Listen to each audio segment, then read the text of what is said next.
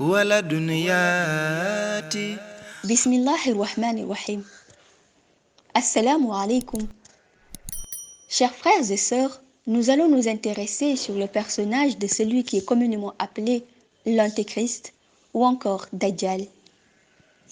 Pour ce premier épisode de cette série consacrée au faux messie ou Masih ad-Dajjal en arabe, nous nous pencherons sur les mystères qui entourent la réalité de sa création. Pour rappel, les révélations inédites que nous allons vous dévoiler aujourd'hui sont toutes basées sur les enseignements de notre maître et guide, Mawlaya Sidi Mohammed El-Cheikh. Dajjal est un être qui doit faire son apparition à la fin des temps, aux périodes communément appelées Akhiru Zaman. Beaucoup d'écrits ont interprété son personnage, mais la plupart de ses productions manuscrites ne reflètent pas la vraie réalité de Dajjal. En effet, ce qu'il faut savoir d'ores et déjà est que Dajjal est un être humain, contrairement à certaines allégations qui stipulent qu'il est un système. À l'image de l'être humain, il est créé d'argile, mais son façonnage a fait appel à une autre matière en plus, et qui est une fumée noire dépourvue de flamme. Cette fumée noire est par ailleurs la source de la science ténébreuse des Afarites. Ces derniers appartiennent à une catégorie de djinns malfaiteurs, tous dangereux, et qui utilisent pour leur magie noire cette fumée dont Dajjal est la source. Il aura beaucoup de pouvoir, Dajjal. Son pouvoir, d'ailleurs, il le tire des forces des ténèbres, c'est-à-dire Zulmaniyu. Certains textes émettent l'hypothèse selon laquelle Dajjal fera beaucoup de démonstrations de pouvoir, contrairement à l'imam al-Mahdi. La réalité est que l'imam al-Mahdi tire son pouvoir de la lumière, encore appelé Nouraniyu, ce qui n'est pas le cas de Dajjal. Par métaphore, la fin des temps ou Akhiru Zaman pourrait être assimilée à une finale d'une dernière saison d'une compétition où vers la fin, le prophète Seydi Ahmed envoie son dernier missionnaire qui est l'imam al-Mahdi par le biais de son Khatmiya, Mawlaya Cheikh Ahmad Tijani. Iblis aussi envoie son dernier missionnaire qui est Dajjal. Ce qui est important de savoir aussi est que ce pouvoir qui sera opérationnel dès sa venue sur terre, Dajjal le détient bien avant sa naissance, depuis le monde Ghaib.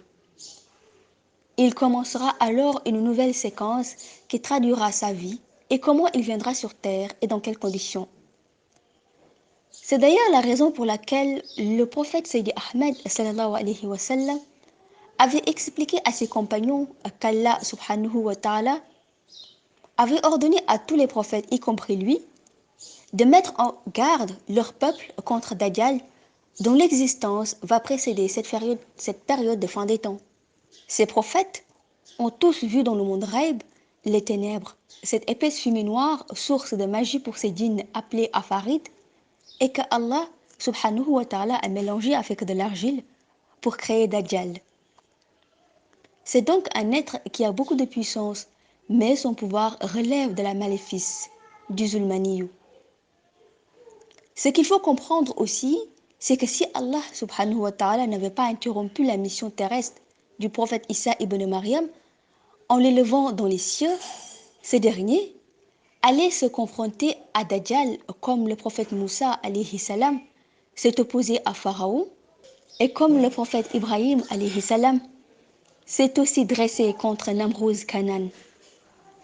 De la même manière que tous les prophètes ont eu à se heurter à des détracteurs dans leur mission, le prophète Isa ibn Maryam allait avoir Dajjal comme ennemi si sa mission n'avait pas été rompue. C'est pour cette raison qu'Allah subhanahu wa ta'ala fera revenir Isa ibn Maryam dans cette finale de dernière saison lorsque Dajjal voudra ruiner la mission de l'imam al-Mahdi.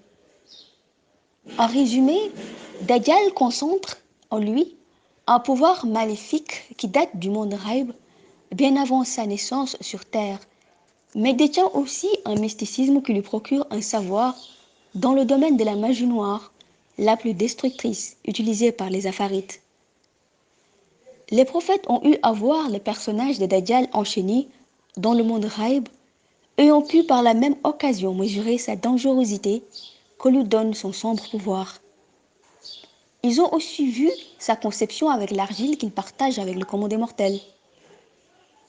Cet être qu'est Dajjal, avec sa puissance qu'Allah subhanahu wa ta'ala lui a donnée depuis le monde ghaib, devra donc naître et semer le trouble dans la mission de la fin des temps de l'imam al-Mahdi jusqu'à ce que Issa ibn Maryam redescende sur terre pour l'anéantir. Il faut noter que tout ceci est une organisation qui relève de la nature même de Dajjal et qu'une autre disposition illustrera sa naissance. Nous reviendrons dans notre prochaine édition sur sa venue au monde, son lieu et conditions de naissance.